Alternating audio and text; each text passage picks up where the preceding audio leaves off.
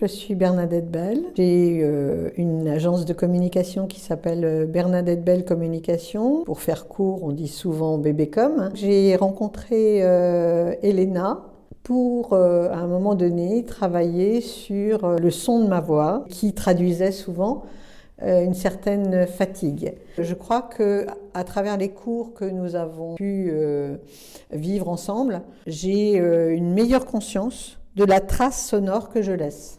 L'ambiance a toujours été extrêmement permissive, confortable, au point que, effectivement, peut-être des traces de timidité que j'avais dans ma voix, j'ai senti qu'au fur et à mesure des entraînements, je m'autorisais à donner de la voix, au sens réel du terme. Personnellement, le travail que j'ai fait là avec Elena sur ces 3 années presque, m'a donné l'autorisation d'utiliser ma voix comme atout. L'idée étant qu'au départ, j'avais pas du tout envie de chanter. Je n'imaginais même pas que je puisse chanter. J'avais une très grande, un grand frein. Je mettais un frein à tout ce qui était expression vocale quand c'était lié à la musique, parce que je n'ai pas de culture musicale. Je suis arrivée au bout de tous ces entraînements à m'autoriser à chanter, ce qui était déjà pour moi une découverte. Mais ce que j'ai découvert, je pense, le plus, c'est l'instrument qui est en nous, le côté anatomique qui nous permet d'émettre des sons.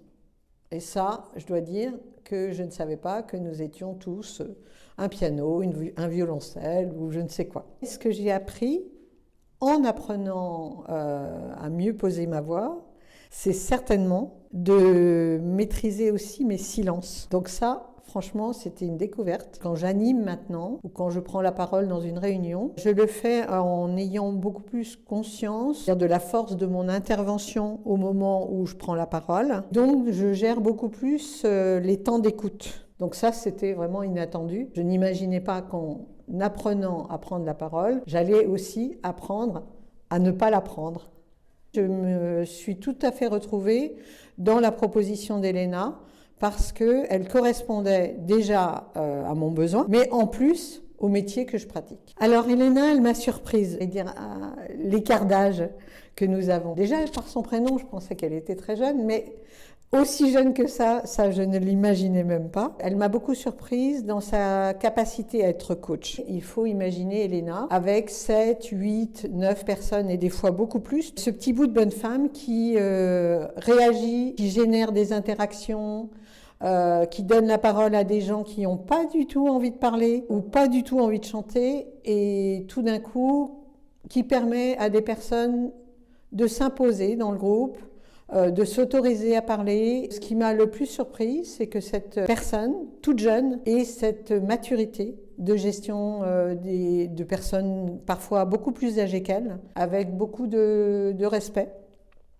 de chacun. Elena, je pense, n'a pas dit son dernier mot professionnellement. Tout ce qu'elle sait faire aujourd'hui va pouvoir s'appliquer dans d'autres milieux. Elle a toute sa place dans l'animation de conférences pour aider des conférenciers à faire mieux leur travail, à mieux utiliser ce magnifique instrument qui est la voix.